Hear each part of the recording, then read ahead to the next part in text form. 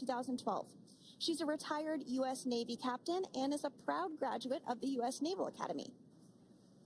NASA astronaut Butch Williams is also serving as a mission specialist today. This is his third spaceflight and, just like Suni, logged 286 days in space. He conducted one spacewalk and completed 5 over the course of his career, earning him a total spacewalking time of 21 hours, 2 minutes. He's flown on 4 different spacecraft types throughout his career: the Space Shuttle, Soyuz, Starliner, and now Dragon. Previously, the Mount Juliet, Tennessee native served on STS-129 in 2009 and Expedition 41 and 42 from 2014 to 2015. Wilmore is also retired, a retired captain in the U.S. Navy. And Alexander Gorbanov is a third mission specialist serving on today's mission.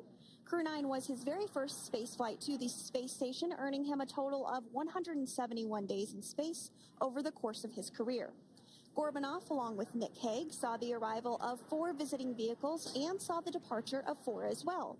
The duo orbited the Earth more than 2,700 times during their mission. Before his cosmonaut selection in 2018, Gorbanov worked as an engineer for a rocket space corporation and helped support cargo spacecraft launches from the Baikonur Cosmodrome in Kazakhstan. To prepare for upcoming events, Dragon is currently doing a couple of things autonomously. First, it's isolating the thermal control system fluid loops from the radiator. This system is what will help keep the internal temperature of Dragon very comfortable for Nick, Suni, Butch, and Alexander during the re-entry phase. Dragon is also initiating separation of the claw mechanism, which will terminate data, power, and fluid connections between the spacecraft and the trunk in preparation for that trunk separation that I mentioned earlier. Now, as we saw before, we are hoping to get more views inside of the Dragon capsule. We will bring those, of course. We want to see more of our 4 crew members. But now a bit more of the Dragon Freedom capsule. It has flown on several missions for NASA. It first launched April 27th, 2022. To the International Space Station on NASA's SpaceX Crew 4 mission. It was subsequently used for 2 private spaceflight missions to the space station for Axiom Space, Axiom Mission 2 in May 2023, and Axiom Mission 3 in January of 2024. And of course, Crew 9 launched last year, is September 28th. So yeah, a little bit about the Dragon Freedom capsule. Here, a view that we have once again between the shoulders of Commander Nick Hague, who is on the left-hand side of your screen there, and Mission Specialist Alexander Gorbanov there on the right. That's right, Kate. And the next major milestone that we're looking ahead towards this afternoon is claw separation. We're targeting that claw separation at 2:05 p.m. Pacific time this afternoon, so less than 10 minutes from now. Continuing to get some views inside Dragon Freedom. To the far left there is NASA astronaut Butch Williams, and as you can see, the crew is suited up in their space suits. They are suited up in what we call dynamic phases of flight. So when they launch, when they dock, when they undock, when they return back for splashdown. We might hear some call-outs on the loops about putting their visors down. That will happen just prior to deorbit burn. And you'll hear us pause when some of those communications happen. That's because we want to make sure that we are relaying the best information to you all, and so that you hear it as well. So if you do hear us pause, that is what we're doing. You also see they have their on there, and I know the gloves are pretty unique on the Dragon spacesuits, right? They're custom created? Yes, the spacesuit overall is custom fit for each astronaut. These gloves enable usage of the touchscreen panels that they have in front of them.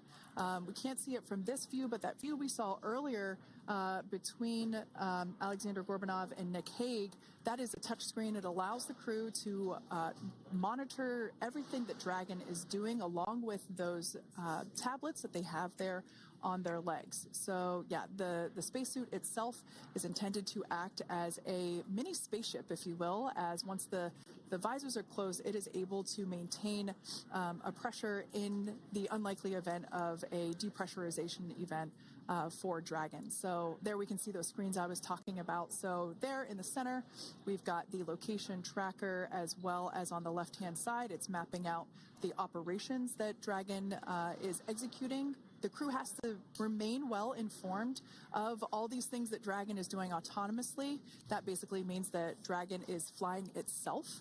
The crew has the ability to gain control of the capsule if necessary, but the capsule is essentially going to bring itself home. But of course, in order to be familiar with Freedom, SpaceX. Deorbit sequence start in 5 minutes.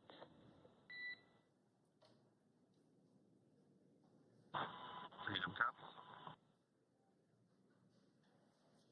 And so we did hear that call out for the deorbit sequence start to begin here in 5 minutes. That call from the ground came from the core, or crew operations resource engineer here in Hawthorne, mission control just behind us. And that went up to Commander Nick Hague. He's going to be doing the majority of the communications during the flight downhill today through splashdown, and they'll be communicating with the core all along the way. Now, we did mention that they are flying on Crew Dragon Freedom. The naming of spacecraft has gone all the way back to the very beginning of this human spaceflight program. This is a nod to Alan Shepard naming his spacecraft Freedom 7 during the Mercury program. And so the crew that first flew up on Freedom a few years ago had the opportunity to name this Dragon, and they named it Freedom. That was Crew 4 that was the first flyers on this spacecraft. It's also flown for Axiom Mission 2 and 3, and then, of course, today for Crew 9 as well. Yeah, actually, fun fact about this particular capsule, of those 4 missions that Sandra just mentioned, we have seen daytime splashdowns for 2 of those. Today will mark the third daytime splashdown. So there's something lucky about this particular capsule that gets daytime splashdowns. Nighttime is great because we can see even more clearly the capsule streaking through, but I personally love the daylight views because we really get even better views of the recovery team operations during that phase of the mission. Yes, absolutely. And if you follow along with our missions, you'll know that sometimes weather is a watch item when it comes to undocking and splashdown. We do splashdown in the water, so we want to ensure that parameters like wave heights and wind speeds and precipitation, lightning, all of that is looking good for the crew and the safety of those recovery personnel. And today the weather is just pristine. We got off of space station on the very first attempt, so I'm joking around and saying that it was because it was St. Patrick's Day and we got really lucky with the weather. I wouldn't disagree with that. Speaking of weather, we will be hearing from core probably around 2:20-ish. Typically, before we enter the period of loss of signal, or LOS, we will hear an entry briefing from the core, the crew operations resource engineer, and they will deliver important information like updated anticipated splashdown and loss of signal times to the crew, as well as the wave height and wind speed.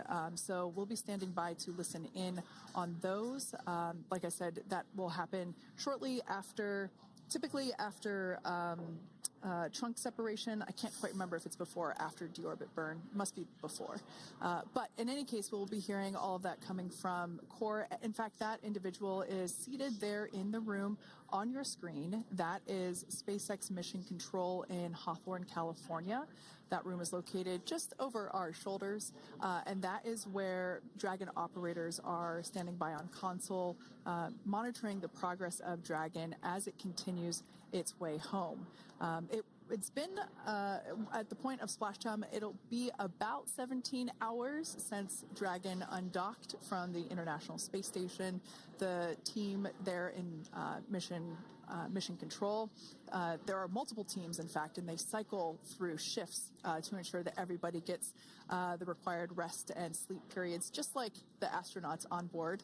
And that crew operations and resource engineer is seated there in the room, and that, like Sandra said, is the primary voice that we will be hearing communicate from the SpaceX team to the crew on board.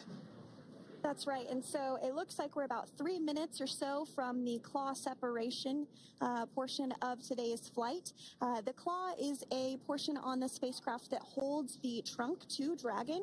Following claw separation, we're going to jettison or remove that trunk because it's no longer needed. The trunk has solar arrays on it that provides power to the Dragon spacecraft. But now that we're beginning the reentry process, we need to go ahead and jettison that trunk and able to expose the heat shield, which is really going to do the heavy lifting as Crew 9 re-enters the Earth's atmosphere. They come in at 17,500 miles per hour, so they really need to ensure that that heat shield absorbs that heat, and there's Deorbit sequence start.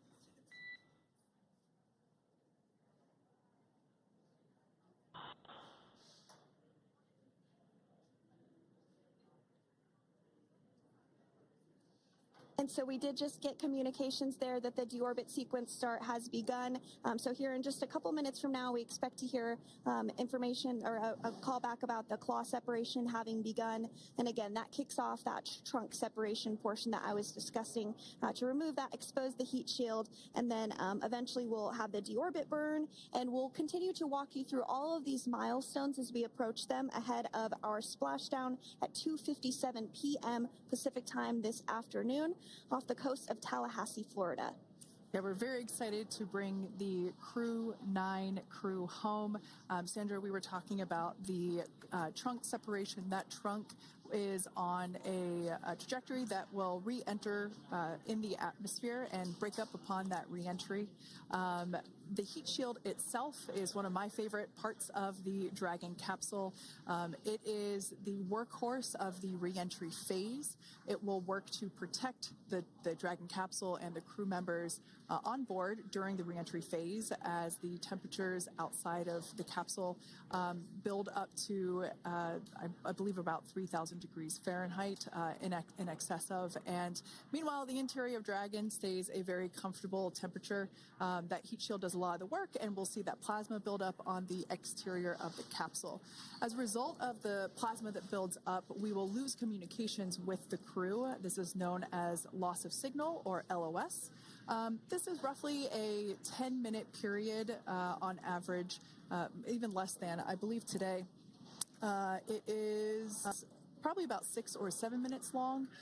It kind of depends on the mission, and it happens for every Dragon capsule that re-enters the atmosphere. Due to that plasma buildup, we're not able to communicate or command the capsule, so we stand by while we wait to regain communication after we pass through that period of loss of signal and get what's known as AOS, or acquisition of signal. Continuing to stand by for claw separation, and then we'll look towards trunk separation. It'll be just about a minute or so after that. That happens pretty rapidly in succession. Some of our milestones will take a little bit longer throughout the day. For example, we will have a deorbit burn after that will take about 7.5 minutes and helps get Dragon set up in the right trajectory to splash down in the Gulf off the coast of Florida. So continuing to stand by for claw separation.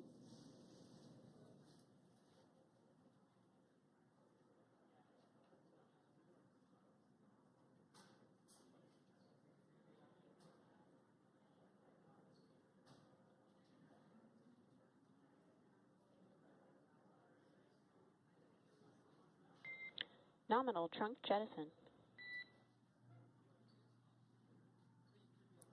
All right. Great news there. That trunk has been jettisoned from the Dragon capsule. So the claw was separated. That's the mechanism that connects the telemetry and power between the Dragon capsule and the trunk.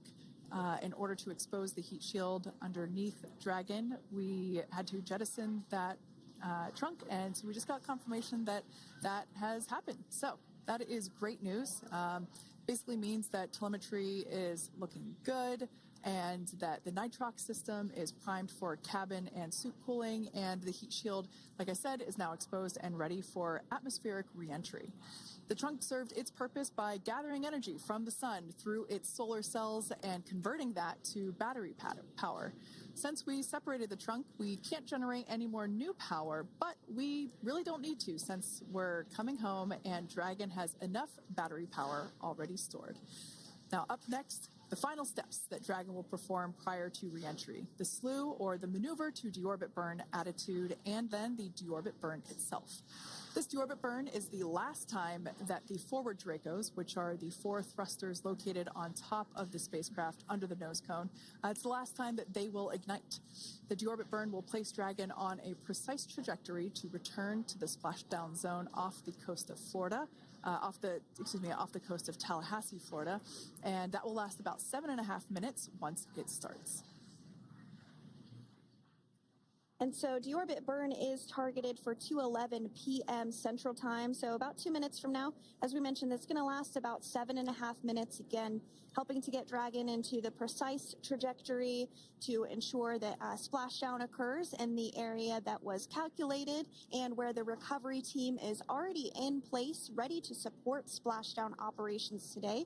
The recovery vessel Megan is the ship that is going to be utilized today, and we also have what is called fast boats that go out first to check the spacecraft and make sure everything is looking good before the recovery vessel Megan approaches. So that whole recovery process takes about an hour, I would say, from the time the crew splashes down to the time they're on the boat and the crew gets out of the capsule, and we'll continue to bring you live coverage through every step of the way today as Crew 9 returns home. Indeed. Now, let's take a little bit of a closer look at Dragon. One of the great things about being close to the space station is that we can use space station cameras to look at Dragon, but now that Dragon is on its way home, we don't have those external cameras. So here's an animation of what the capsule looks like. We've got the pressurized section, the capsule on the top, and the trunk or the unpressurized section on the bottom. That's where those solar panels that we manufacture in-house are located, soaking up the energy from the sun and turning it into power for the capsule. At the very top of the capsule is the nose cone. That is where the Dracos, the forward Dracos, are located. That nose cone is currently open, not closed like we saw in that animation. Once we get through the final maneuverings for the re-entry phase, we will close the nose cone capsule just before Dragon begins its atmospheric entry to protect that forward hatch there located along with those forward Dracos. So go ahead. Oh, that's right. I was going to mention that the nose cone does open shortly after launch, and it remains open the entire time that Dragon is docked to the International Space Station. So as an example for this particular spacecraft, Freedom, since September when it docked to the International Space Station, remains open that entire time, and here shortly it will close for the very first time since September. So quick recap of what Dragon has done in recent history here. We basically began preparations for re-entry known as the deorbit sequence. So Dragon released the trunk. As we said before, we separated the claw, we released the trunk. It next will slew to the deorbit burn attitude. Slew basically meaning maneuver, so it will position itself correctly to execute that deorbit burn. We want the heat shield side to be facing forward, or first, if you will. We want that to be the leading edge of the Dragon capsule, as that heat shield is meant to basically be an ablative material for the heat that it will incur. Once we complete that deorbit burn attitude slew, we will initiate the deorbit burn itself. That will last for several minutes, expecting that to be to start here any moment now, actually, and then it will go until about 2:18 p.m. Pacific time or 5:18 p.m. Eastern time. And I did hear confirmation that deorbit burn is underway. As we mentioned, it's about a 7.5-minute burn. So within the last 10 minutes, Dragon has jettisoned its trunk and initiated the deorbit burn just seconds ago. As mentioned earlier, for those operations, NASA and SpaceX closely coordinate with the United States Coast Guard to establish a safety zone to ensure public safety and for the safety of those involved in the recovery operations, as well as the crew on board the returning spacecraft. Multiple notices are issued to the mariners in advance of and during recovery operations, and Coast Guard patrol boats are deployed to discourage boaters from entering the splashdown zones. So we do want to stress to the public the need to respect this safety zone. Recovering a spacecraft from the water is a hazardous operation, and any other boats interfering increases the risk to not only the astronauts in Dragon, but the teams working to recover them from the water and the safety of those that may come too close. So for the safety of the crew, which you see there on your screen, your safety, we recommend you sit back and watch as we'll continue to bring you the best possible views of our astronauts' homecoming. Yeah, as I mentioned earlier, this deorbit burn is the last time that we will utilize our 4 forward Draco thrusters. Forward basically meaning at the top of the Dragon capsule. Dragon Freedom has not yet entered the Earth's atmosphere.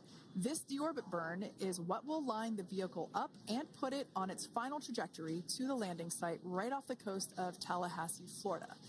So basically, it is the last burn that the Dragon spacecraft executes and is what really locks it in for that precise landing. As you can see on your screen right now, Nick, Suni, Butch, and Alexander are using their screens to keep tabs on the burn duration, the Draco firings, and trajectory details such as entry angle, spacecraft perigee, and how much distance remains until deorbit burn termination.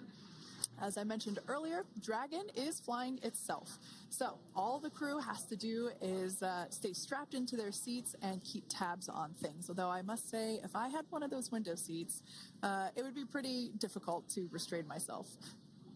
Now, with Nick, Suni, Butch, and Alexander ready to deorbit and splash down back on Earth, they will be heading to one of 8 targeted sites supported by SpaceX and NASA. All of these sites are located off the coast of Florida, either in the Gulf of America or the Atlantic Ocean. Spreading the supported sites across multiple locations helps maximize the return opportunities for this mission and future crews, lowering the chance that we'll have to wave off due to bad weather. For those of you following along, you'll know that today's splashdown marks our final Dragon recovery on the East Coast. After 6 great years of successful recovery operations off the East Coast, we'll be moving all Dragon recovery operations back to the West Coast. And as always, NASA and SpaceX jointly select our splashdown location. And for today, the prime recovery site is off the coast of Tallahassee, Florida. The selection process works with a lot of different variables, including the space station's orbital trajectory or path that it follows, what landing sites are available and have favorable weather, how much free flight capability Dragon has for the trip home, and the sleep schedules for the returning crew members, as well as, of course, the big one, the weather. We'll start with calculating daily return options based off of the space station's current orbit and Dragon's capabilities to maneuver and line up for re-entry.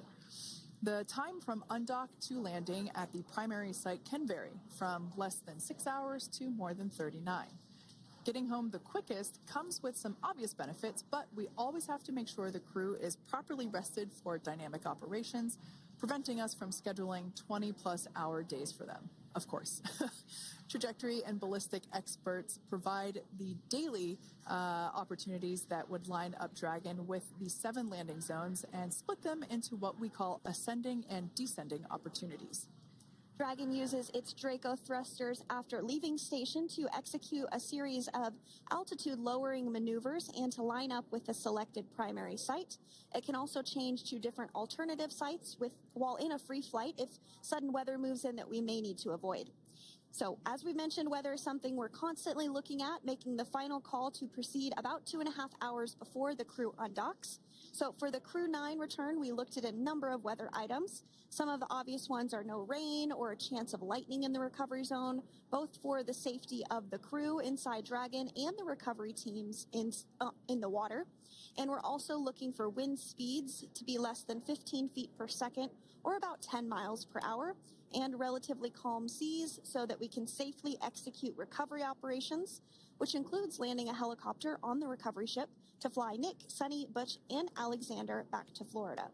Once Dragon began flying today, we had a number of additional checkpoints to either proceed towards the primary site, head to the alternate, or select a new zone based on real-time weather data.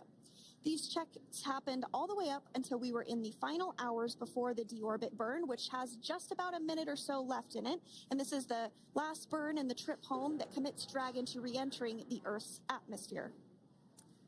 Now, we are currently waiting to conclude the deorbit burn. We've got less than a minute until that finishes. We will expect to hear a call out for nominal burn, which will confirm completion of that deorbit burn for Dragon Freedom. We can see images there from the touchscreen display panels that the crew utilizes in flight. We can see the visualization of exactly which one of the four forward Draco thrusters are firing. That's why you have kind of like a strobe effect there.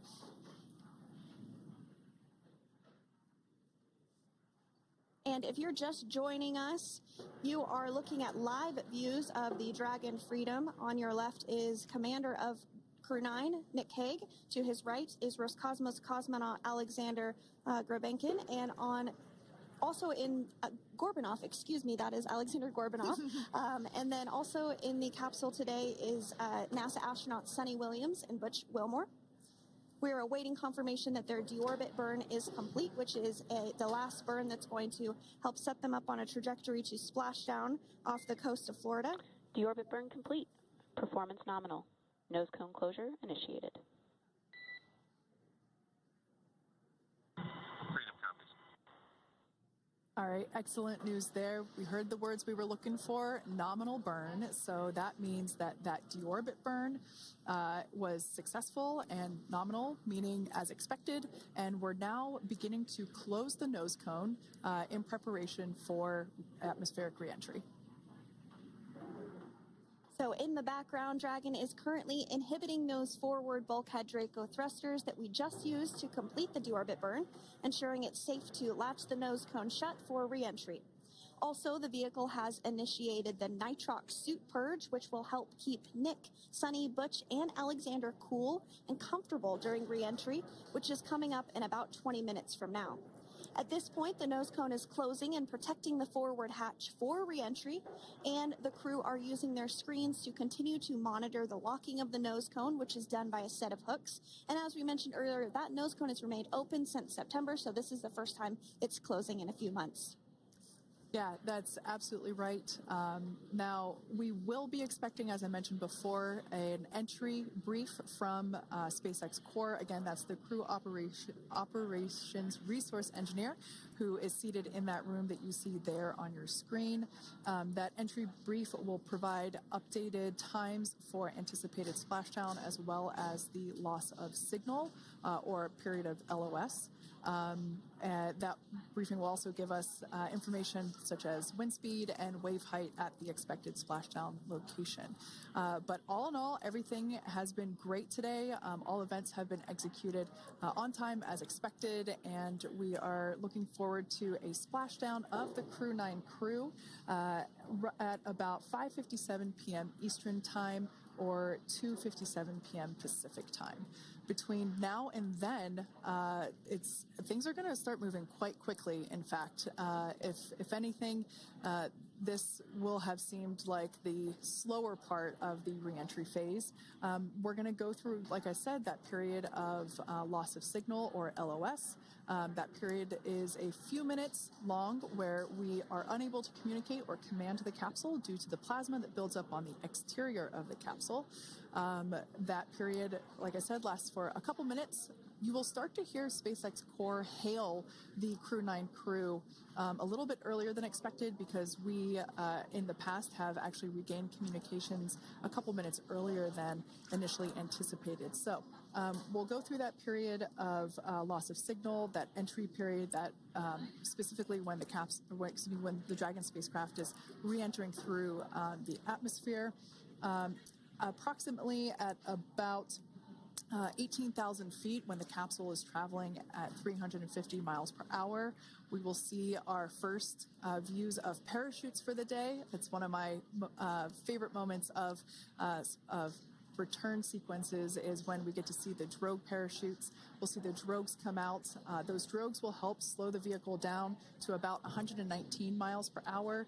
And then that is when the main parachutes will come out from the Dragon spacecraft and then ultimately end in splashdown. And we are hearing confirmation that the nose cone is closed and everything was nominal or as expected with that closure. So as we begin the second half of entry, Dragon is now beginning to inject cooled nitrox into the air being delivered to the spacesuits worn by Nick, Suni, Butch, and Alexander. Again, this is what will allow the crew to remain comfortable while external temperatures reach 3,500 degrees Fahrenheit as they re-enter the Earth's atmosphere. So the heat shield is pointing forward, leading Dragon to the landing site. Yeah.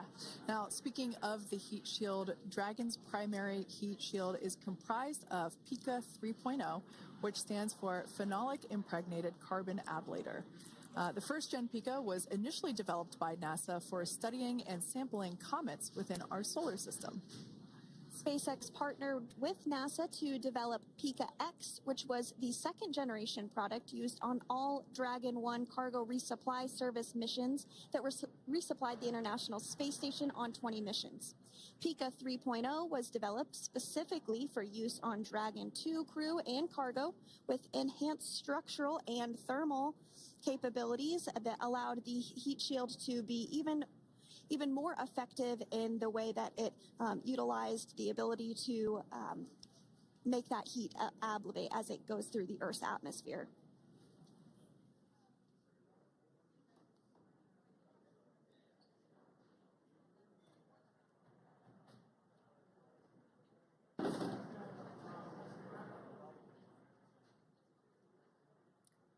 The remainder of Dragon is composed primarily of a SpaceX proprietary ablative material. It's another class of thermal protection which is lighter weight versus PICA and protects the underlying composite structure during reentry to ensure the structural capabilities are maintained.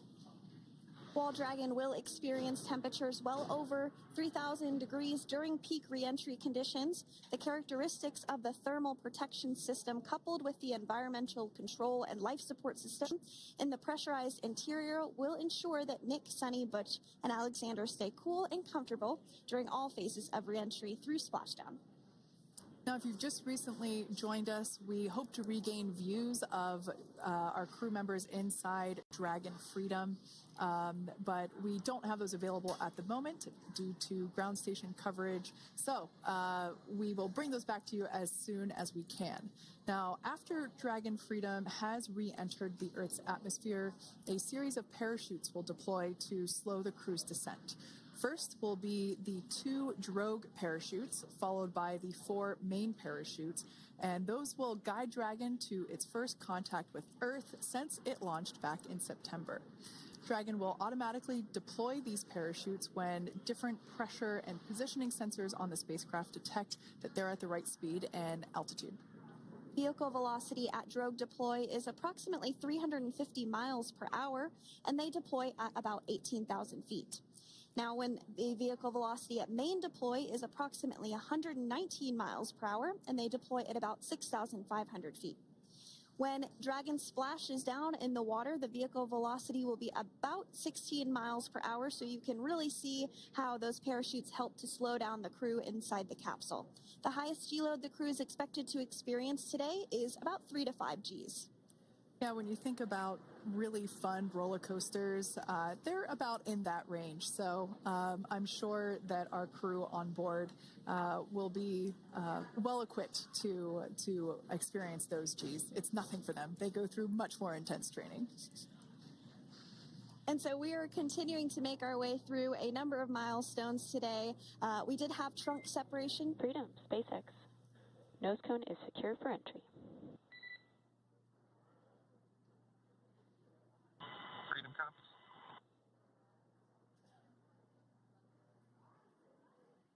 All right, great news there. That tells us that the final physical configuration change for Dragon is complete. We have closed that nose cone. This is the last physical change that Dragon undergoes prior to re-entering the Earth's atmosphere. It's important that that nose cone is completely closed because underneath it is not only where the 4 forward Draco thrusters are located, but it's also because that is where the forward hatch is located. That is the hatch that is utilized for the crew to ingress and egress from the station while it is docked on board. And since our capsules are flight proven and we reuse them on future space flights, we want to make sure that all of the integrity of that hardware remains intact. So that nose cone is successfully closed, and we're going to start moving pretty quickly here. As I mentioned before, we'll go through loss of signal. We'll get that signal back several minutes later, and then we'll see the parachute action. Yep, and then that's all ahead of splashdown off the coast of Florida. We're targeting Tallahassee as our splashdown zone today at 2:57 p.m. Pacific time this afternoon. Now, you did mention the call to the crew. They'll do some additional calculations following that burn and potentially let us know if that splashdown time has changed at all. But right now, we are continuing to target 2:57 p.m. And you can see there on your screen a path of where Dragon will be re-entering today. So if you are in the southern tip of Mexico, you might have the opportunity to see Dragon. Because it's a daytime splashdown, you probably won't have too great of views, but potentially you'll have the opportunity to get a glimpse of it there. Once again, Dragon operators, they're monitoring the progress of Dragon through this re-entry phase. That is SpaceX Mission Control, located here in Hawthorne, California. That is also where the crew operations and resource engineer is seated. That person is the voice that we have heard multiple times and will continue to hear as the primary point of contact to the crew on board Dragon Freedom. We will also hear the voice of Commander Nick Hague. Basically, after we hear the Corps communicate something, we will hear Nick Hague indicate that they copy, that they heard the message well, some sort of recognition that the message was received. And if you joined us yesterday for our coverage during the undocking, we were communicating through something that's called a big loop. We do that when we're in integrated operations with the International Freedom, SpaceX, for entry sequence. Report when ready to copy. Ready to copy. All right, I've got some updated times for you. Our COM blackout start time is 2144. Our COM blackout end time is 2151, and our splashdown time is the same per your displays, 2157.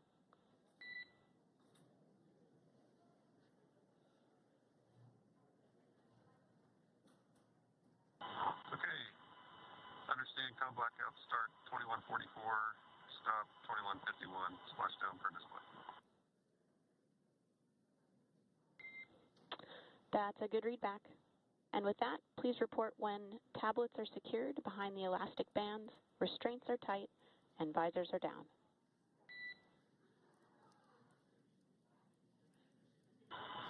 And copy, Wilco.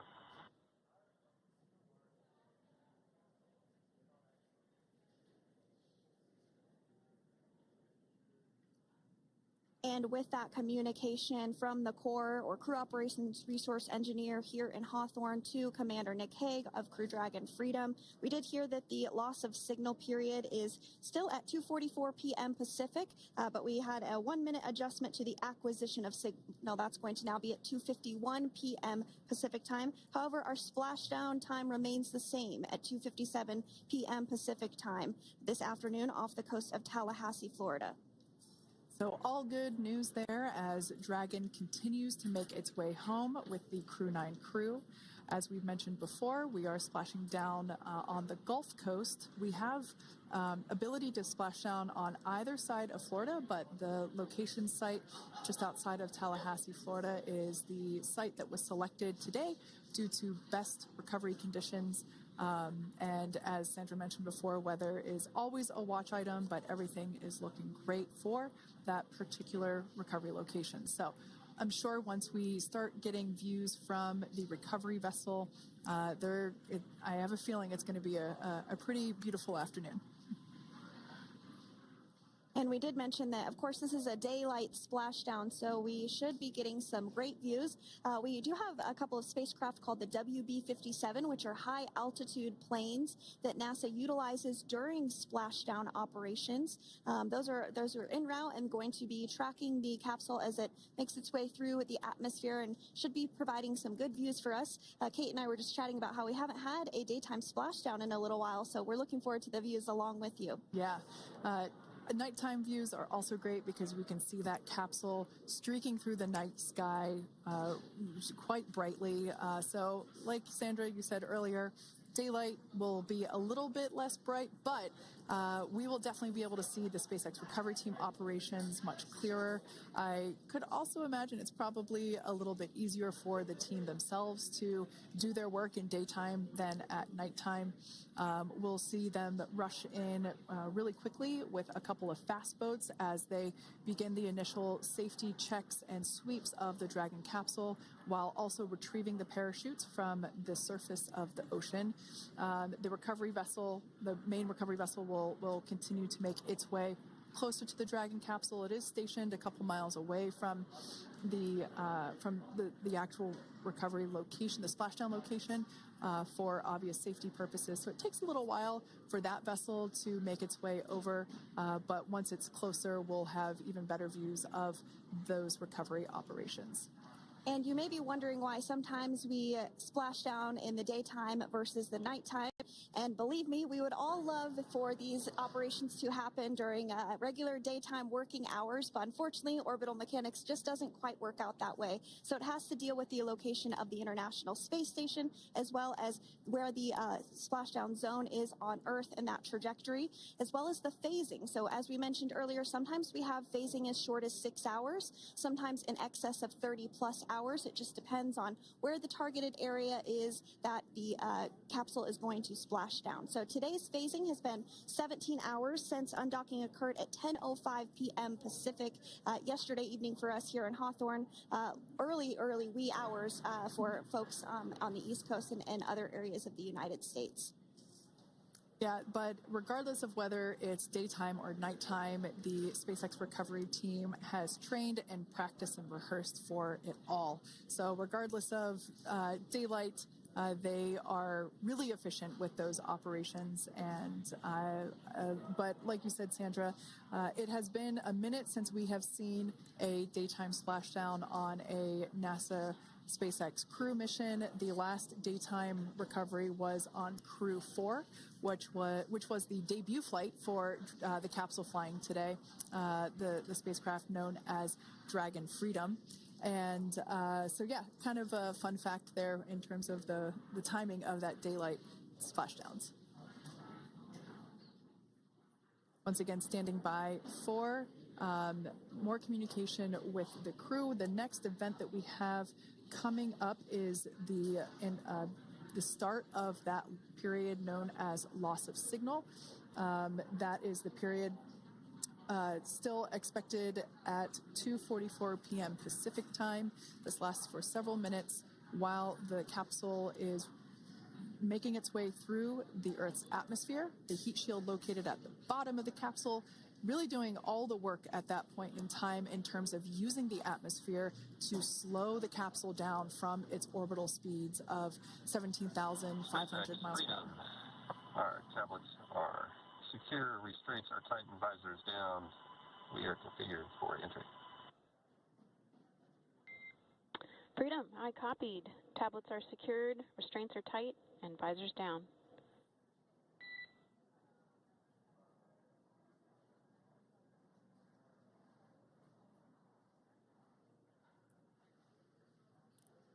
All right, great news there in terms of continuing to make progress. That back and forth communication we heard was just letting Core know that per their instructions, Crew 9 has now put away everything that was necessary in order to begin the re-entry, including those tablets that were located on their legs. Those are now stowed away.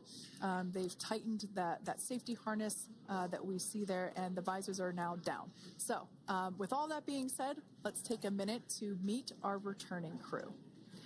U.S. Space Force Colonel Nick Hague is your Crew 9 commander. He was selected by NASA as an astronaut in 2013. This was his second spaceflight to the International Space Station and third launch overall.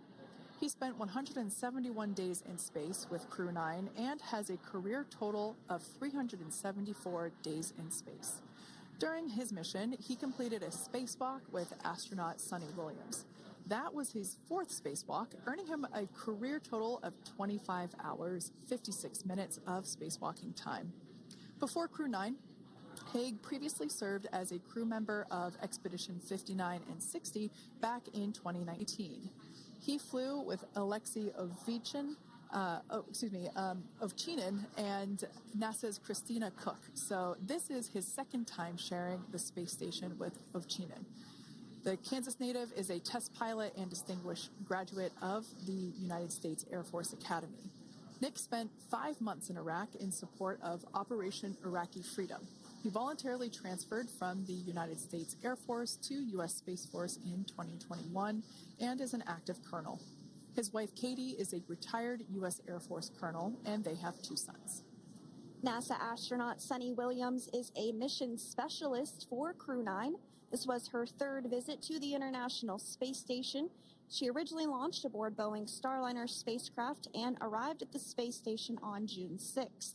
Following the agency's decision to return Starliner uncrewed, she became an Expedition 71 and 72 crew member, where she logged 286 days in space on this mission.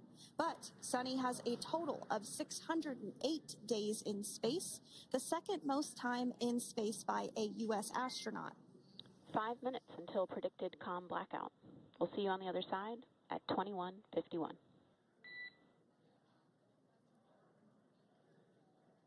Talk to you soon. And with that call out from the Crew Operations Resource Engineer to Commander Nick Hague, letting them know that everything is looking good ahead of the loss of signal period. You will see the crew on the other side of the loss of signal period at 2:51 p.m. Pacific time this afternoon. Continuing on about Suni Williams, who has a total of 608 days in space, the second most time in space by a U.S. astronaut.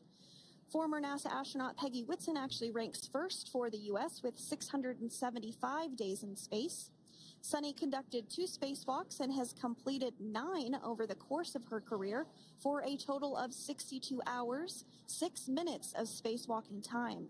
She ranks 4th on the list of cumulative time spacewalking by a female astronaut, and she has flown on 4 different spacecraft types, including the Space Shuttle, Soyuz, Starliner, and now Dragon.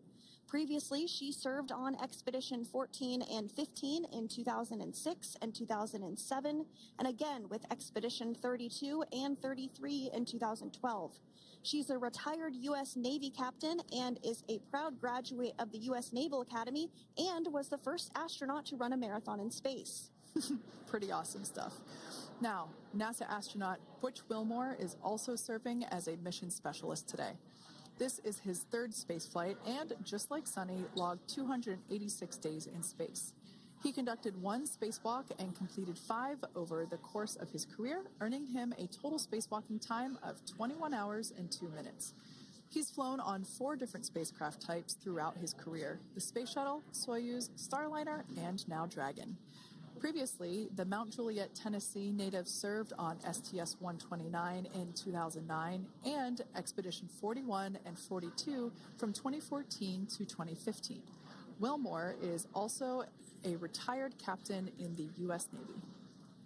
Next up is Alexander Gorbunov, who is a third mission specialist serving on today's mission. Crew 9 was his first space flight to the space station, earning him a total of 171 days in space over the course of his career. Gorbanoff, along with Nick Hague, saw the arrival of 4 visiting vehicles and saw the departure of 4 as well. The duo orbited the Earth more than 2,700 times since September. Before his cosmonaut selection in 2018, Gorbanoff worked as an engineer for a rocket space corporation and helped support cargo spacecraft launches from the Baikonur Cosmodrome in Kazakhstan.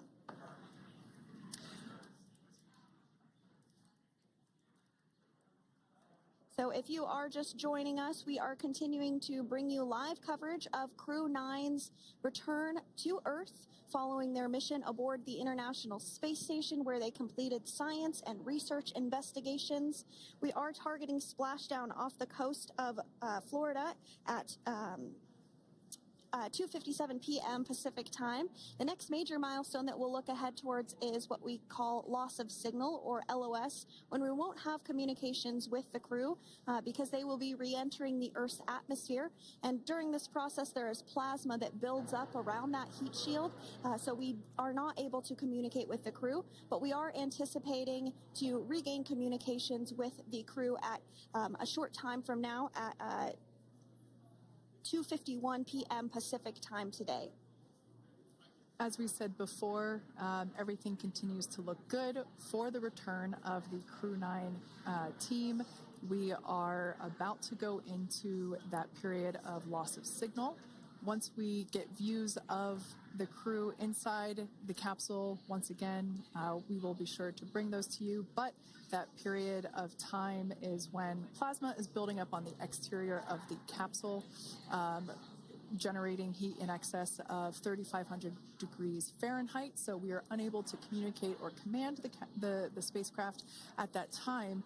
And that includes, unfortunately, video feeds as well. So as soon as we get the views back inside Dragon, we will bring those to you. But until then, we are going to stand by and continue to monitor the progress of Dragon.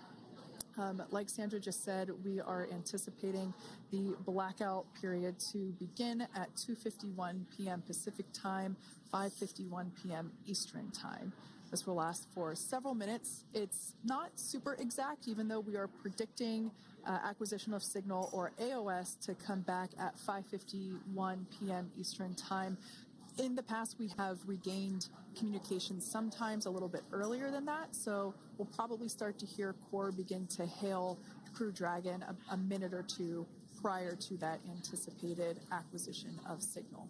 But right now, Nick, Suni, Butch, and Alexander are seated in their seats inside Dragon Freedom. Their visors are down, and they have put away or stored the tablets they had located on their upper leg to monitor Dragon's progress.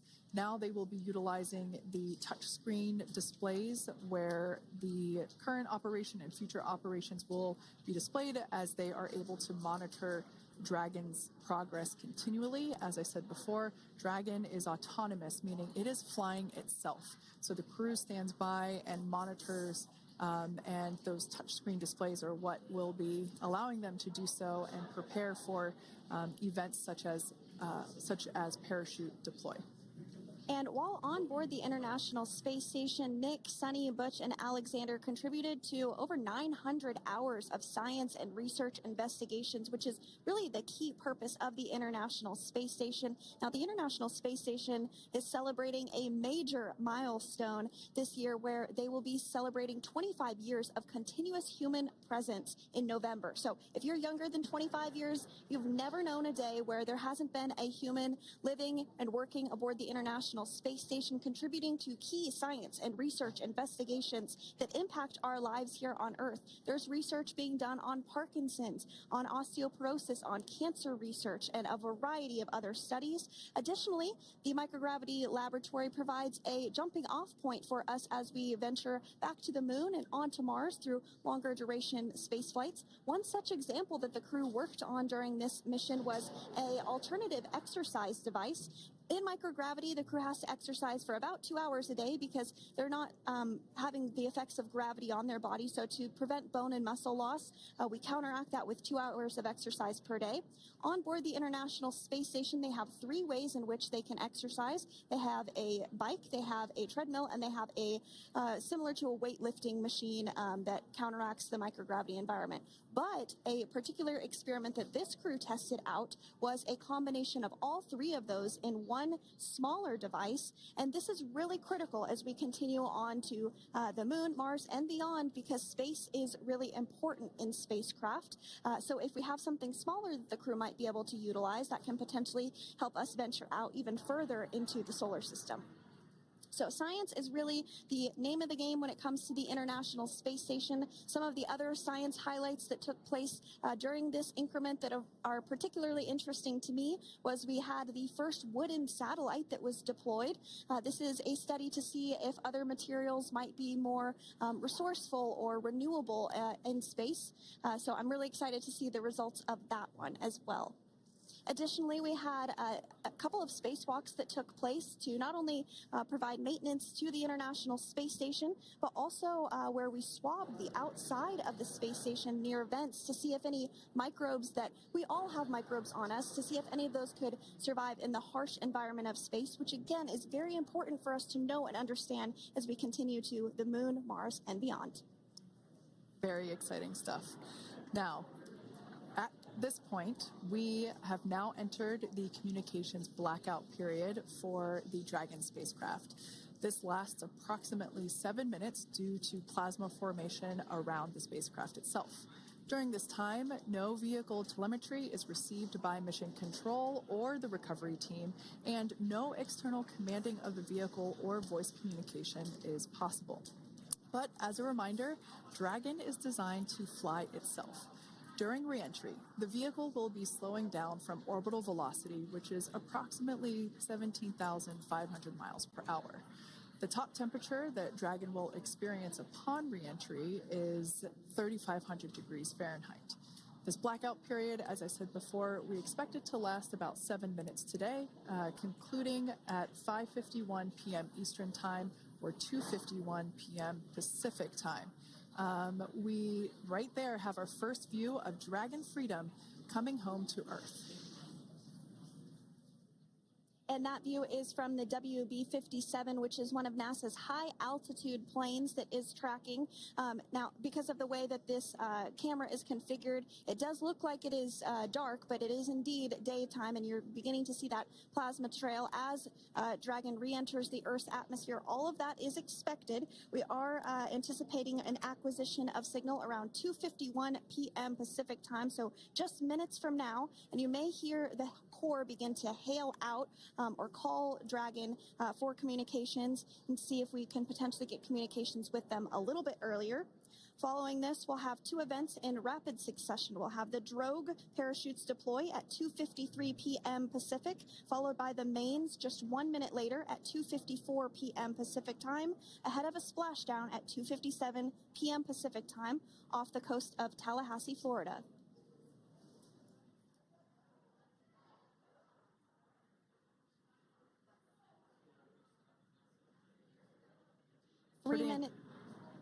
Pretty incredible views of the Dragon spacecraft making its way home back to planet Earth with the Crew 9 astronauts on board. Once again, this view is coming from the WB-57 plane. That heat shield we can see doing magnificent work as it works to Freedom, SpaceX, Comcheck.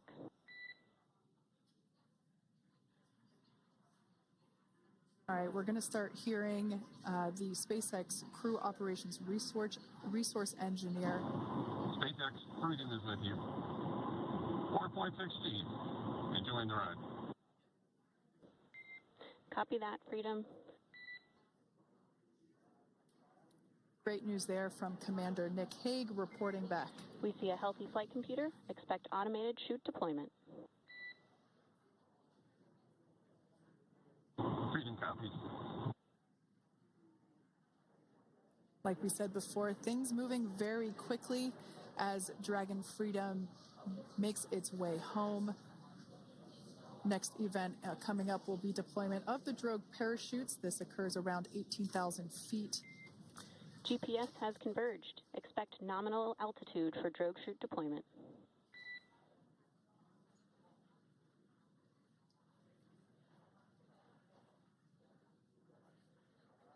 We're about 2 minutes away from deployment of those Drogue parachutes.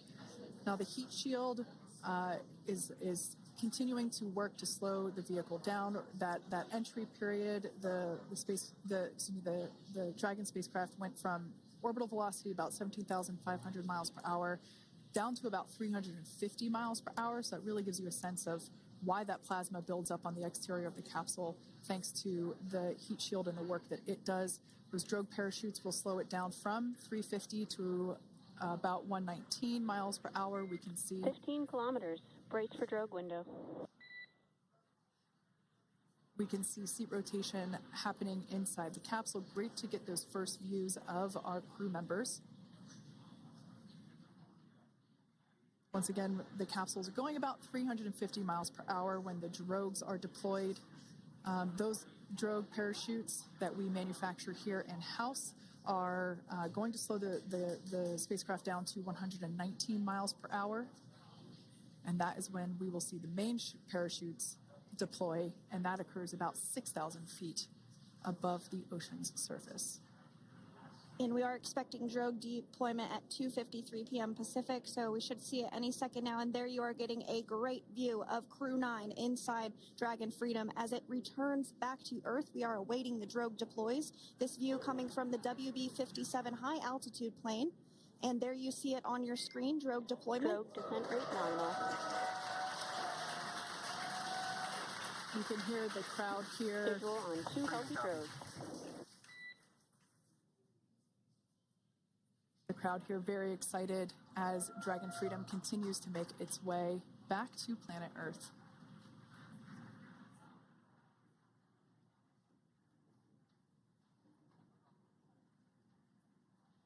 Next up, we'll stand by for the main deployment of the parachutes. The mains are quite a bit larger. You'll be able to notice the difference on your screen once they deploy, and they continue to ensure that the Dragon spacecraft slows down even further. As we mentioned, Freedom will be traveling 16 miles per hour when it splashes down off the coast of Tallahassee, Florida, here at 2:57 p.m. Pacific time this afternoon. And there we go. We have visual on 4 healthy mains. That view was from inside. Freedom copy. That view was from inside one of the buckets where the parachutes are located. So we see a great view there of the reefing on those parachutes. And as those main parachutes begin to inflate fully, 4 beautiful, healthy mains. Now awaiting visuals of splashdown. Freedom, 1,000. We'll start to hear Commander Nick Hague. Copy, 1,000. As we heard right there, Commander Nick Hague will be calling out the altitude of the Dragon capsule from here on out. Landing in water is simpler and provides more margin against unlikely parachute issues. You can see those parachutes continuing to slow the Dragon capsule down. And if you're just joining us, you're looking at 800 meters. a live view of Crew 9, just minutes away from splashing down off the coast of Tallahassee, Florida. Splashdown 2 minutes from now at 2:57 p.m. Pacific. We do have 4 healthy mains really doing the job there. Just breathtaking views of a calm, glass-like ocean off the coast of Tallahassee, Florida. Crew 9 just minutes away from splashing down. This is really such an incredible shot. Copy, 600. That was a live view from our recovery vessel, Megan, which is stationed a couple miles away from the splashdown site. We can see the crew there using their restraints as resting places for their arms. They were just in space moments ago, so their arms were able to float freely. 400 meters. This is a gorgeous bluebird day here that we have for the splashdown of Crew 9. It's incredible to think that the Dragon capsule just minutes ago was going over 17,000 miles per hour and now gently coasting to a soft splashdown. 200. Copy, 200 meters. Brace for splashdown.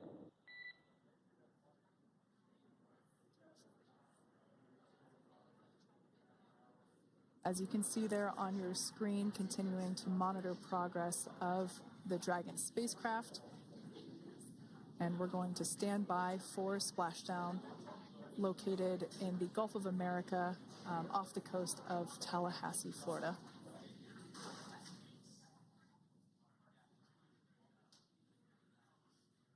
And splashdown. Crew 9 back on Earth.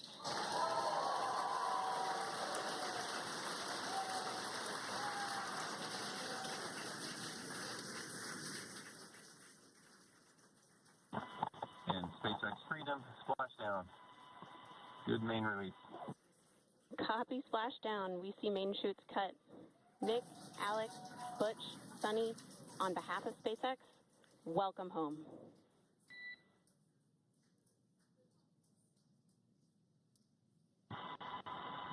It is an amazing, what a ride. I see a capsule full of grins ear to ear.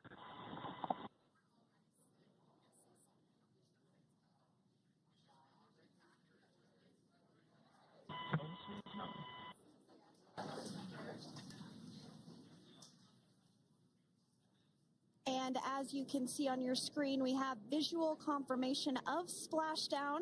Dragon Freedom has returned home and NASA astronauts. System safety verifications are in progress. We'll report back when recovery personnel are en route.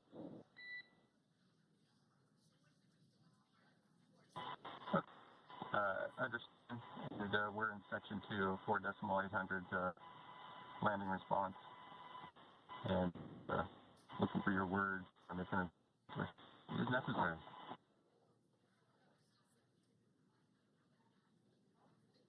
In the distance, we can see the recovery vessel making its way.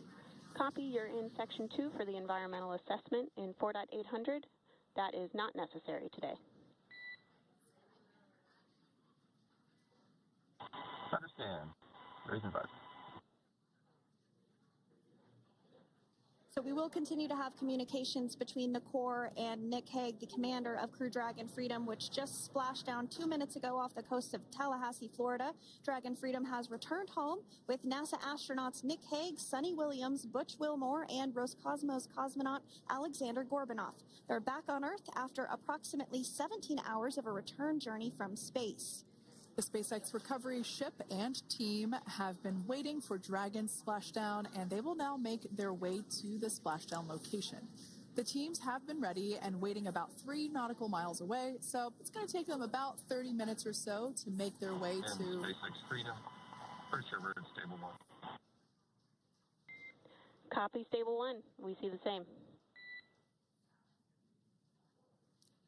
It's going to take about 30 minutes for the recovery team to make their way over to Nick, Suni, Butch, and Alexander, who are still seated and secured inside that Dragon spacecraft there on your screen.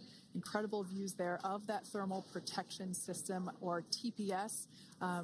That Dragon capsule was pristine, white color before it departed the station, and we can see how the reentry phase, the thermal protection system did its job.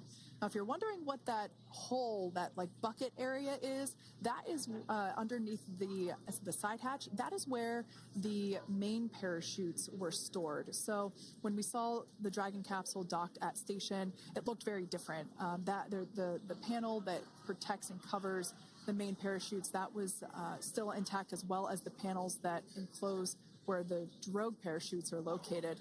We can see those fast Freedom. boats. SpaceX is go for recovery personnel to approach. Expect personnel alongside in the next few minutes. Freedom copies. We can see those fast boats. We weren't kidding when we said they were fast. While it does take about 30 minutes for the main recovery vessel to make its way over to the capsule, these fast boats will be doing a couple of things simultaneously. A couple of them are going to be working to retrieve the parachutes that you see in the background there of this drone shot.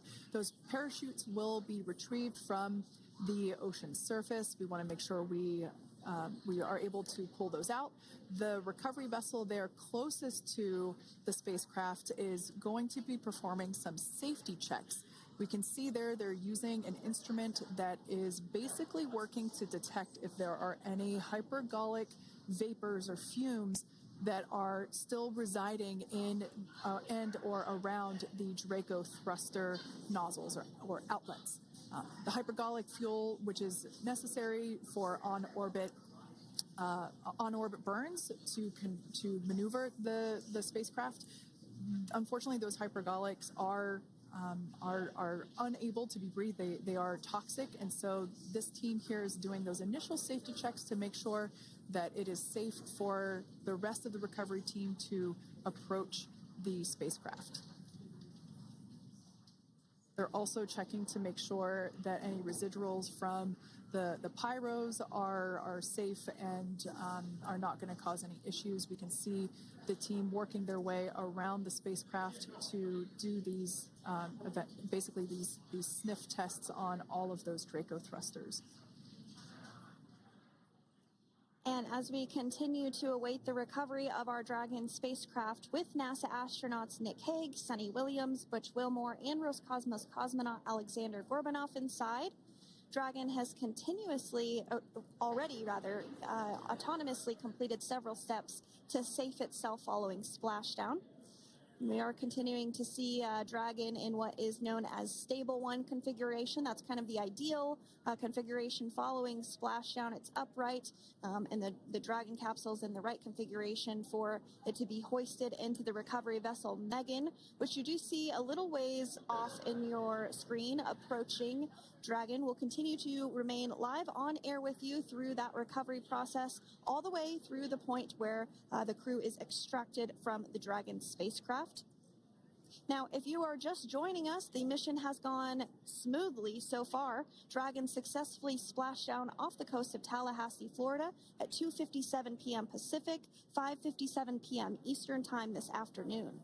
Approximately 17 hours prior to splashdown, Dragon autonomously undocked from the International Space Station, completed a series of departure burns, jettisoned its trunk section, and performed its final burn, the deorbit burn. This placed the Dragon spacecraft on a trajectory toward Tallahassee, Florida. Dragon successfully re-entered the Earth's atmosphere, followed by deployment of its parachutes to slow the spacecraft down to a gentle splashdown. We're now going to follow the Freedom. Hypergol sweeps and unfired ordnance checks are nominal. Rigging is in progress. Approximately 25 minutes until capsule lift. Stand by for PMC with SpaceX flight surgeon.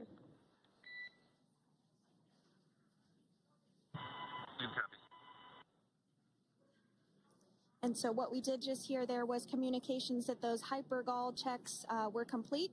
They didn't find any of that upon those checks, so we'll continue to move through the timeline. Next up is a process called rigging, which you see happening right now on your screen. This is when a SpaceX recovery personnel actually works to climb aboard the capsule and work through procedures ahead of lifting onto the nest of the recovery vessel Megan. We heard it's going to be about 25 minutes or so until that lift actually takes place.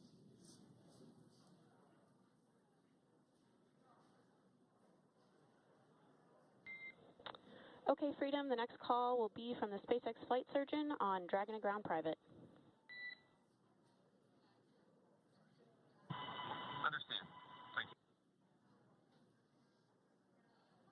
callouts there indicating that the crew will have the opportunity to do a quick check-in with the SpaceX flight surgeon. This is standard procedure for every Dragon spacecraft when it returns to Earth. It's just an initial check-in, make sure everybody is doing okay. They will also have another check-in with the flight surgeon once they are on board that recovery vessel that you see there in the background. We can now see that SpaceX recovery team member they're on top of the Dragon spacecraft. They are going to be working to install plugs in the Draco thrusters to ensure that none of those, and to ensure that no more hypergolic fumes or vapors come out from the spacecraft. They'll also place harnessing around the spacecraft that are required in order to lift it out of the water. Go ahead, Sandra. Continuing to get some views of the recovery personnel, both the main recovery vessel, Megan, as well as some of those fast boats that we've discussed previously. It looks like just a beautiful day there out off the coast of Tallahassee, Florida. Weather was pristine. We were able to get undocked from the International Space Station as expected at 10:05 p.m. Pacific time yesterday evening, and Crew Dragon has since completed steps ahead of its splashdown at 2:57 p.m. Pacific, and we're now stepping through procedures to get Dragon hoisted up onto the Megan recovery vessel and get the crew extracted out of the spacecraft. And you did see some of the parachutes that were near the spacecraft. Upon detection of landing, Dragon automatically releases those main parachutes to prevent wind from pulling the spacecraft. Dragon then automatically safes any pyrotechnics that may still be present on the vehicle and may automatically perform additional minor system reconfigurations. The astronauts will remain seated and in their suits at this point, but the onboard air conditioning keeps things temperature controlled inside the spacecraft so the crew remains comfortable, and the communication systems... Freedom, SpaceX, ComCheck. SpaceX, this is Freedom. We are still loud and clear.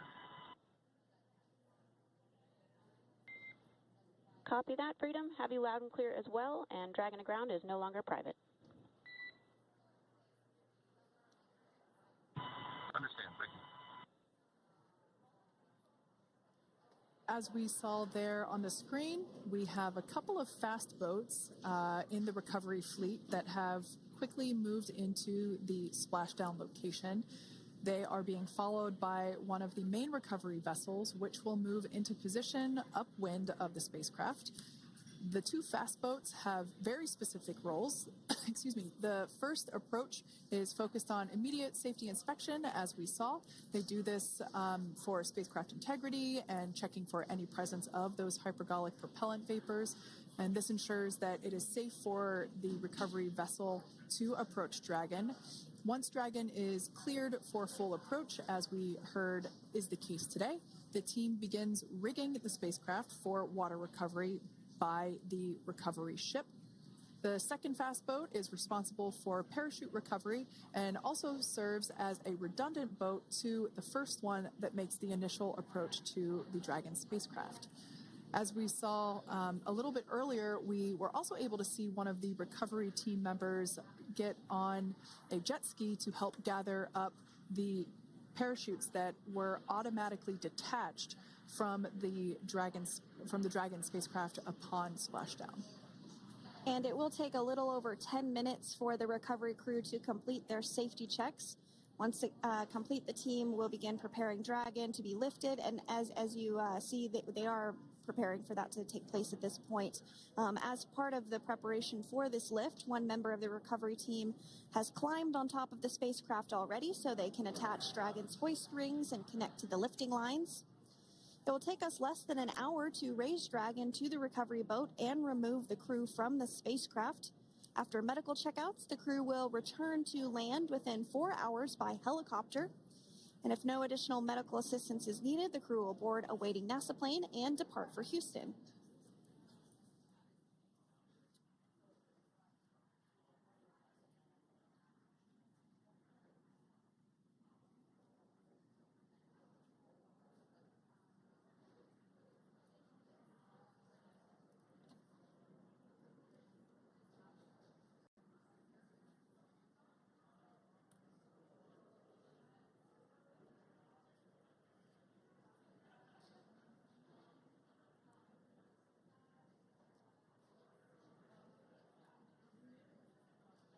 And as we continue to await Dragon to be hoisted up onto the ship, we have a very special treat. NASA Public Affairs Officer Jaden Jennings, who is actually on the recovery vessel and had a bird's eye view of the splashdown today. Jaden, how are you? How was the view from the recovery vessel? Hi, Sandra. How do you hear me? I've got you loud and clear, Jaden. It's so great to hear you. Awesome. So splashdown, Sandra, was nothing short of spectacular. We are transitioning the forward link. Comm will be unavailable for approximately 5 minutes. Freedom compass. Thanks so much, Jaden. We did just have some communications letting us know that we'll have about a 5-minute period where we won't be able to hear from the crew. So please go ahead, tell us, how was the view from the recovery vessel? Absolutely. Yeah, I was mentioning earlier, splashdown was nothing short of spectacular. And we were stationed about 1.5 nautical miles away from the splashdown zone and had great visuals here on the recovery vessel Megan. We actually saw a little of the smoke trail as the spacecraft was coming in. And then moments later, we spotted those drogue chutes, and this was quickly followed by 4 healthy white and orange main parachutes. We then tracked Dragon all the way down as it slowly propelled into the ocean. And I think I speak for all of us on the ship when I say a new core memory was made today, and we are looking forward to having Crew 9 on board with us a little later. Jaden, that is amazing. Now, obviously, we are watching it here on camera, and the landing conditions look pretty good, but how was it from your perspective? What is the sea state out there? Absolutely. Absolutely. So we've had optimal conditions for splashdown, and today it is sunny and 63 degrees outside right now with clear skies, light winds, and calm seas. The sea looks absolutely beautiful right now, and light blue with the sun reflecting from it. And Kate, I think the crew's going to like what they feel weather-wise on this picture-perfect day for splashdown off the coast of Tallahassee. Thanks so much, Jaden. It certainly looks like a beautiful day. Can you tell us a little bit about the journey of the recovery forces to get to this point? Sure. So one unique aspect of this recovery was the onboard training on station conducted for Butch and Suni to ensure they were ready to return on a Dragon spacecraft. That training covered all aspects of their return, including nominal and contingency departures, deorbit burns, splashdown, and post-landing ops, which is what this team is preparing for now. As for the recovery teams themselves, we started the day taking a series of helicopters out to the vessel, and as standard, the recovery director and crew support teams were on that first helicopter out and took the time to get everything prepared on the ship. About 2 hours before splashdown, they deployed those fast boats and jet skis into the water.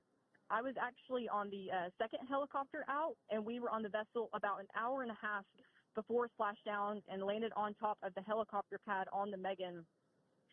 And the teams have been working diligently across their respective disciplines this week, executing what can only be described, in my point of view, as a logistical masterpiece, just ensuring every detail has been in place for Crew 9's return. That is such great news. I'm so glad that you're able there to experience it in person. Now, can you tell us a little bit about what's next to retrieve the crew for the recovery personnel on board? Yeah, Kate. So coming up next, Dragon will be hoisted into the on-deck translation system, or the nest, at the aft end of the ship, and then will be translated pretty quickly towards that egress platform. We'll perform another series of safety checks as final precautionary measures just to make sure there are no hypergolic vapors present before opening that side hatch. And then once that side hatch of the spacecraft is open, the crew will be assisted out of the capsule one by one from NASA and SpaceX. Freedom, SpaceX, comm check. Freedom's got you loud and clear. Thanks, Nick. I've got you loud and clear as well. We have completed our forward link transition.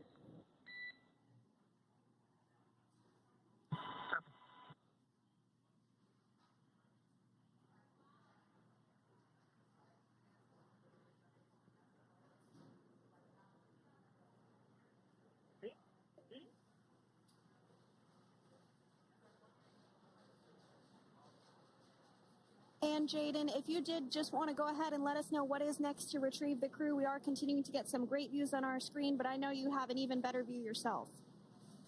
Oh, yeah, Sandra, this view is absolutely unbeatable. So just to kind of finish off what I was saying is once that side hatch of the spacecraft is open, that crew will be assisted out of the capsule one by one from NASA and SpaceX medical personnel, where they will then head to the med bay. And after those medical checks, they will get on that first helicopter out and arrive at the airport, where they will then board a NASA plane and then head back to Houston, Texas at the Johnson Space Center to begin their post-flight period.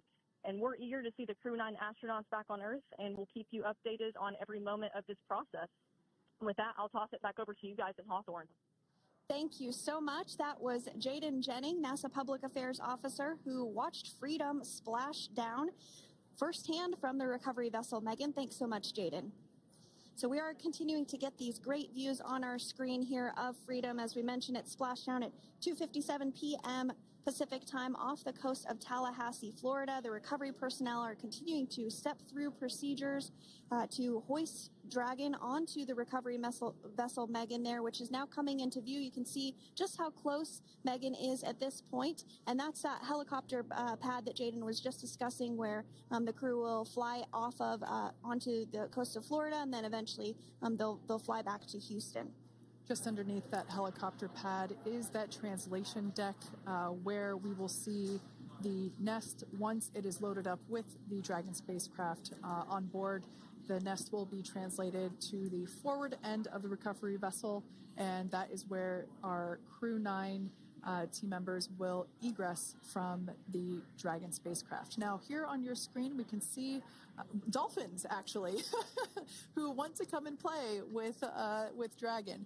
Now, one of the fast boats there in place, working to assist the recovery team member. It's incredible. I just love these views. We really see them even better in daytime, but just seeing the recovery team work in tandem to step through each step, to step through each operation.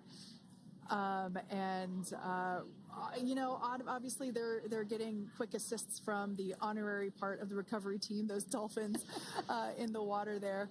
Now, the recovery team member that is crawling around the Dragon spacecraft, earlier we saw a view where it was like a spider monkey pose. We can see that individual now standing in the bucket where the main parachutes were stored while Dragon was on orbit. Obviously, those main parachutes were utilized for splashdown today. They were deployed and cut from the Dragon capsule, and one of the other fast boats of the recovery team working to pull those out of the water. Now, the recovery team member that is there working on top of the Dragon capsule, earlier we saw that person performing safety checks. Now we can see some harnessing being placed around the capsule. This harnessing is what will be used to lift the Dragon capsule out of the water and onto the recovery vessel. Wow, we got a cute little pod of dolphins. It wasn't just one or two. I mean, that water just looks beautiful. We had ideal splashdown parameters today. Obviously, wave height, ne'er a concern. The weather is beautiful, as Jaden mentioned, in the 60s, sunny. Looking forward to seeing Crew 9 exit the capsule here shortly once they get hoisted onto the recovery vessel Megan. We can see that recovery vessel slowly but surely closing the distance there between... Oh, dolphin cam back again.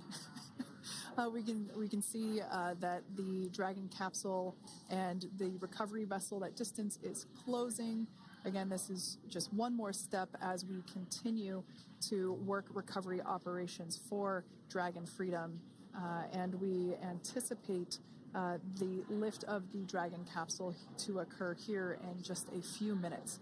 Now, once all of the rigging is on the capsule and it's hooked up to the recovery vessel, we will see the hydraulic arm, which is that kind of like bridge-like structure there at the aft end of the recovery vessel. We'll see that articulate backwards, and that's a good sign that we're getting even closer to pulling the capsule out of the water. It will then move forward, and the capsule will be placed inside of what you can see there is basically a basket. We call it the nest, Dragon nest, that's where the capsule will be placed in order for it to be translated to the forward end of the vessel and for the astronauts to egress. And before that does take place, we'll have potentially views of the rigger go ahead and jump off of the spacecraft there. That typically occurs when the spacecraft is a little bit closer to the recovery vessel, and we usually get a really good view of that particular operation from one of the onboard cameras from the recovery vessel. That is an operation that I have a lot of respect and admiration for, that individual that does that.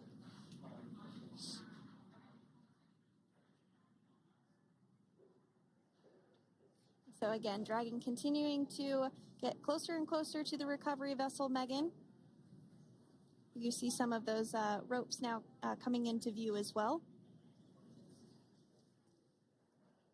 If you are just joining us, Crew 9 splashed down off the coast of Tallahassee, Florida at 2:57 p.m. Pacific time with NASA astronauts Nick Hague, Butch Williams, Suni Williams, and Roscosmos cosmonaut Alexander Gorbanov. They're now working through procedures to hoist the spacecraft up onto the recovery vessel Megan. We just saw that hydraulic arm get lowered into the lifting position. That arm will be the mechanism that is utilized to lift Dragon up and out of the water and into the nest located there at the aft end of the recovery vessel. And the recovery vessel being used today is, as we mentioned multiple times, is named Megan, but that's actually after NASA astronaut Megan McArthur, who flew on Crew 2 a couple of years ago.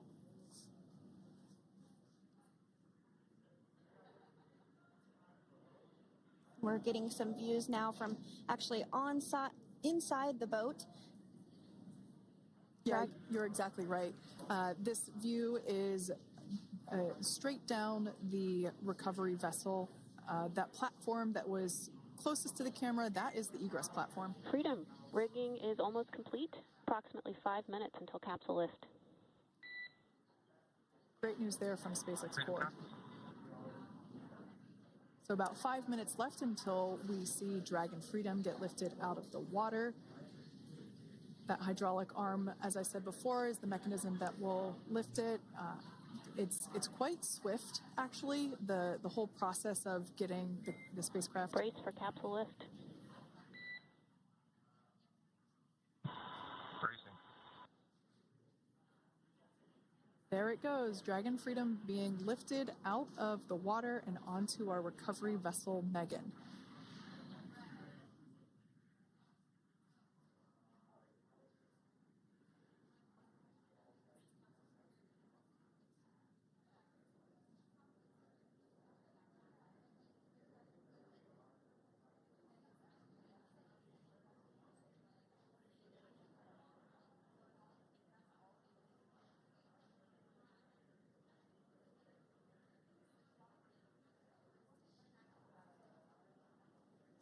So once securely on...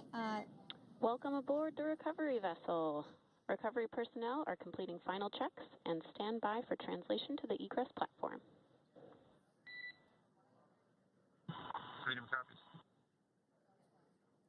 Great news there, letting us know that Dragon Freedom has been successfully recovered from the water's surface.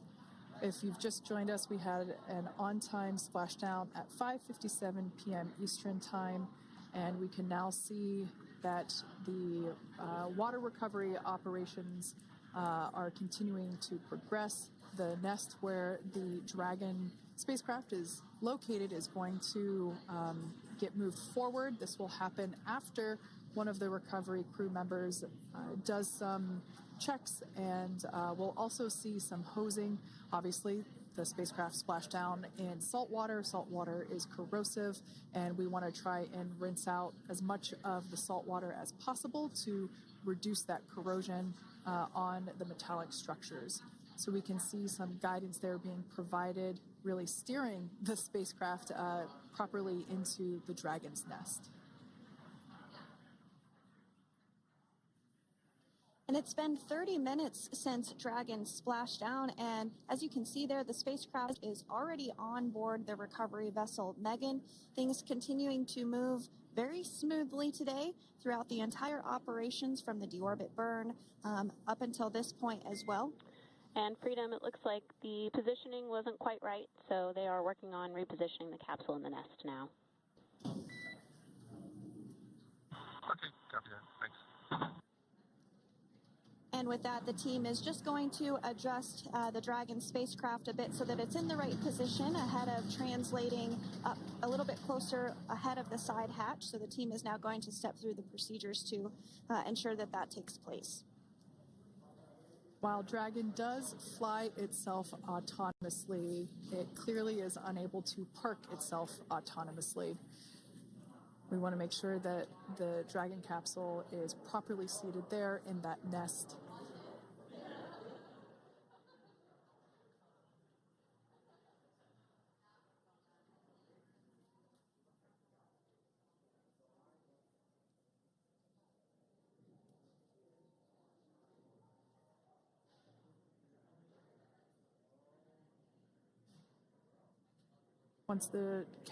Once Dragon is fully seated in the nest, we'll probably see a bunch of that salt water come out from the bucket there located underneath the side hatch.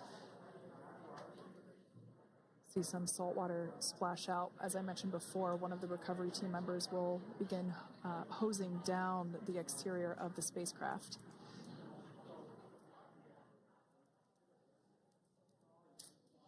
So you are continuing to get some great live views on your screen of Crew 9, which includes NASA astronauts Nick Hague, Suni Williams, Butch Williams, and Roscosmos cosmonaut Alexander Gorbanov, who splashed down off the coast of Tallahassee, Florida, 2:57 p.m. Pacific time this afternoon. Now working to get that spacecraft situated in the nest. Just making some final adjustments and tweaks to ensure that it's nice and secure.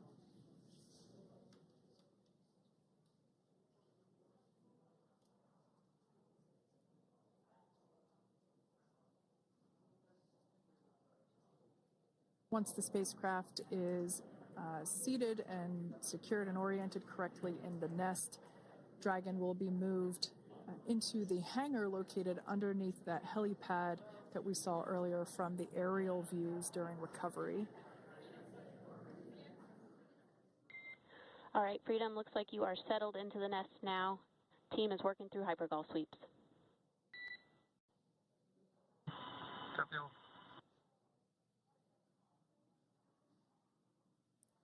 Call out there telling us that the recovery team is doing the second round of those hypergolic sweeps. This helps ensure that everyone, all the recovery team members that are located basically right where this camera is located on, towards the forward end of the recovery vessel, that they will all be safe once the spacecraft is translated forward. So we're just doing some additional steps to make sure that the hypergolic propellant that is utilized for maneuvering the Dragon capsule while on orbit, making sure that none of those vapors are still present on the exterior of the capsule. That's right, and there are a variety of individuals on board the boat that help with recovery operations. Not only do we have the recovery personnel that you see here, but we also have a doctor that will check out the crew members as standard procedure. As with any spacecraft that is returning from space, we always perform a medical check with the crew. So you will see the crew come out of the capsule and be placed on stretchers, just like with the Soyuz landing and with all of our Dragon splashdowns. That is the nominal procedure.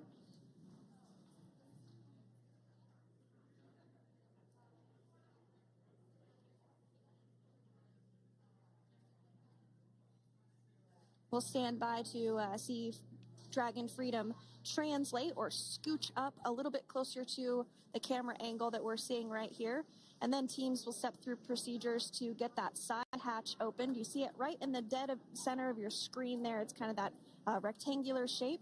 It has not been opened since since Crew 9, which include Nick Hague and Alexander Gorbanov, launched back in September from the Kennedy Space Center in Florida. So that will be the very first time that hatch is opened. Once docked to the International Space Station, crew enter through the top hatch, which was where the nose cone is now closed. That's the hatch that they actually utilize to go ahead and get inside the International Space Station.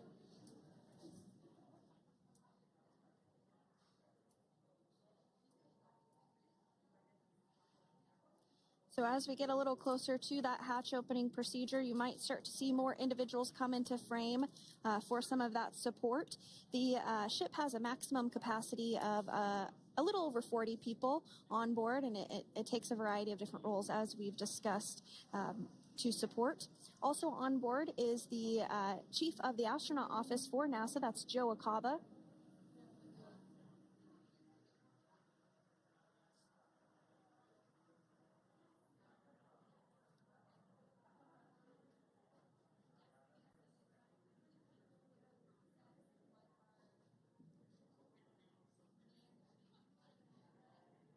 Now, while we are standing by for translation of the Dragon spacecraft to the platform there, the recovery platform that we see in the foreground, it is important to note that Nick, Suni, Butch, and Alexander will be getting assistance from the recovery teams while exiting the spacecraft.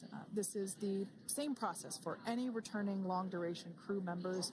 As you could imagine, returning to a gravity environment can wreak havoc on our vestibular system, which is responsible for maintaining balance and motion. Of course, safety is our #1 priority with this operation, so we'll see the crew members helped out of the spacecraft one by one, and they will be assisted the few feet to the medical quarters aboard the boat. And on board Dragon are 3 veterans space flyers. That includes Nick Hague, the commander, as well as Butch Williams and Suni Williams. Alexander Gorbanov is completing his very first space flight on this mission, and he completed 171 days in space along with Nick Hague.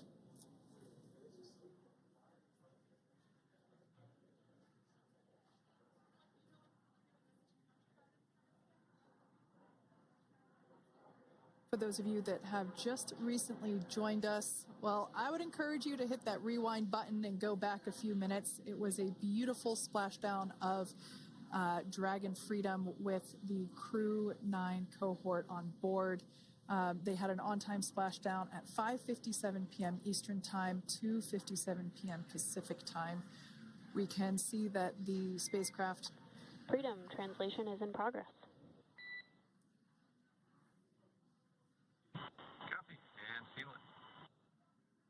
We can see that spacecraft was successfully recovered from the ocean surface and is now being washed with fresh water, as obviously they splashed down in salt water. So we're trying to rinse off as much of that salt water as possible. And we can see the spacecraft continuing to move closer and closer to that recovery deck. Freedom, the crew is working on side hatch opening now. Expect hatch open in about 2 minutes. Okay, copy that. And Kira, just wanted to say that you guys, you and the team did an awesome job, both uphill and downhill. Just really, really impressed. Thank you. Thanks, Nick. It's been an honor. This is a pretty exciting moment coming up. We are working to open the side hatch. One thing that may not be obvious from, just looking at the spacecraft here is that this side hatch that we're about to open, the last time it was open was when this spacecraft was at the launch pad. This side hatch is what is used for initial capsule ingress and final capsule egress, but all comings and goings from the spacecraft while it is on board the space station are from the forward hatch, which is located at the top of the spacecraft under that nose cone. So this is a pretty exciting moment because it will be the crew's first breath of fresh air since boarding their ships at the start of their journeys last year. And the very first person that will have the opportunity to say hello to the crew once that hatch is open is a SpaceX medical recovery personnel representative. Then we'll see procedures take place to remove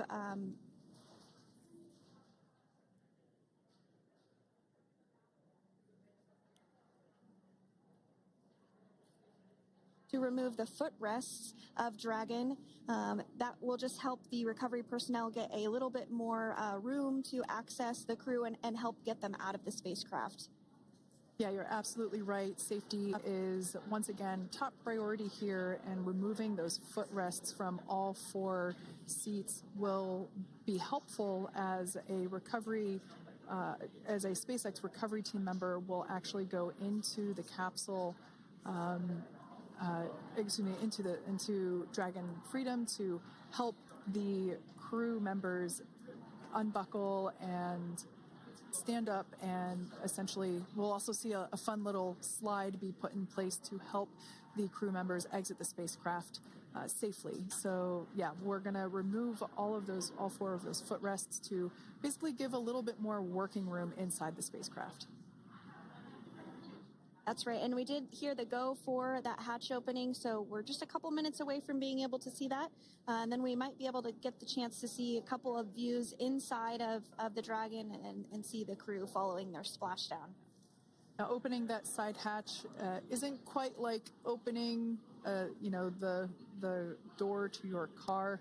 We have to depress the seal around the side hatch, as well as, we'll now see them open that side hatch up.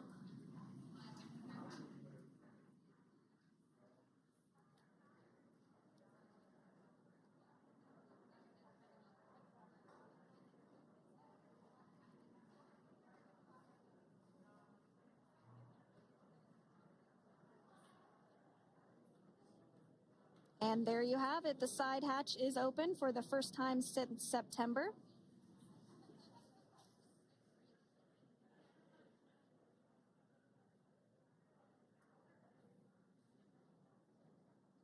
We can see some of the protective equipment there that was brought into frame that will help protect the edge of the side hatch, one, from any potential damage. Oh, we can see the recovery crew member there taking photos of the side hatch seal. This is part of the standard operation for recovery. These photos will get saved into our procedure. We'll then install that protective frame around the side hatch. This helps to ensure that the side hatch itself, the edges of it, incur no damage while crew members are coming out from the spacecraft.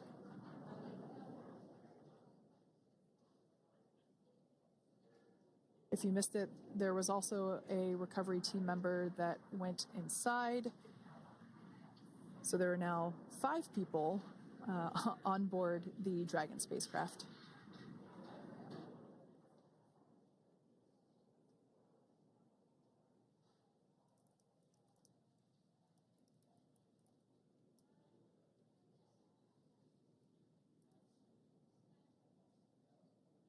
And if you are just joining us, it has not yet even been an hour since Crew 9 splashed down off the coast of Tallahassee, Florida at 2:57 p.m.